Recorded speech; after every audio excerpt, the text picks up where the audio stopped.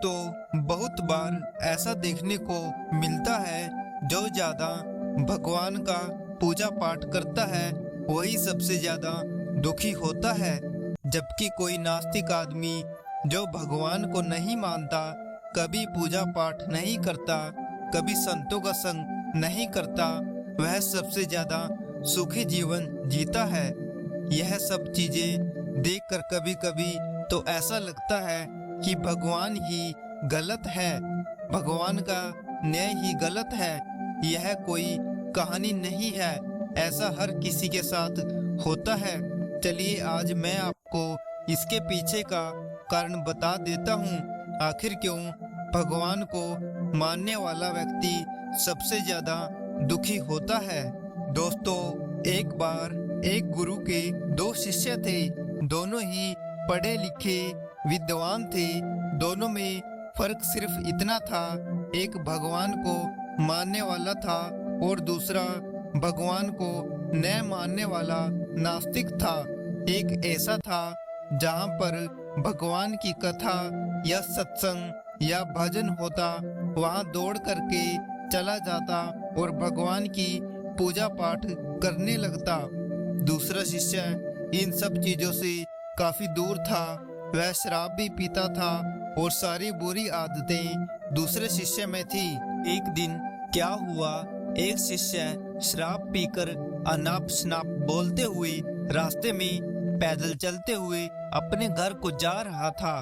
अचानक उसको रास्ते में पैसों से भरा एक बैग मिल जाता है। उसकी खुशी का ठिकाना नहीं रहा। वह जोर जोर से चिल्लाते हुए सबको बताता, मुझे आज पैसों से भरी बैग की थैली मिल गई है, मेरा जीवन सफल हो गया। इन पैसों से मैं अपने जीवन की आवश्यकताओं को पूरा करूंगा। वहीं दूसरा मित्र मंदिर से भजन करते हुए अपने घर को जा रहा था। अचानक उसके पैर में एक बड़ी कील चुभ जाती है, रक्त निकलने लगता है। ठीक उसी समय दूसरा शिष्य भी वहीं पहुंचता है और हंसते हुए उसको बोलने लगता है, क्यों तुम ही हो ना जो सबसे ज्यादा पूजा पाठ करते हो, भगवान का भजन करते हो।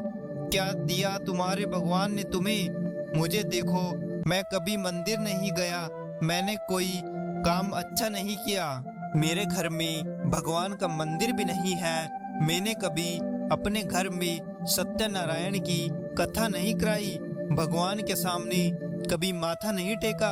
फिर भी मैं कितना संपन्न हूँ, अमीर हूँ, मेरे पास पैसों की कोई कमी नहीं है, सबसे ज्यादा सुखी जीवन मैं ही जी रहा हूँ। अच्छे शिष्य को उसकी बात चुभने लगी। उसने मन ही मन विचार किया, हाँ यह तो सच बोल रहा है, मैं कितना पूजा पाठ करता हूँ, मैं कितना भगवान को याद करता हूँ, फिर भी मैं इतना दुखी हूँ। और वह कुछ नहीं करता, फिर भी कितना सुखी है। इतना सोचते हुए वह अपने गुरु के पास चला जाता है और यही प्रश्न गुरु से करता है।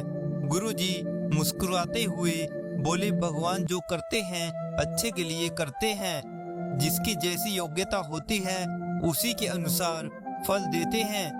अब तुम्हारे प्रश्नों का उत्तर तुम जानते हो, भगवान ने तुम्हारे पैर में कील क्यों चुभाई और उसको पैसों से भरी हुई बैग क्यों मिली?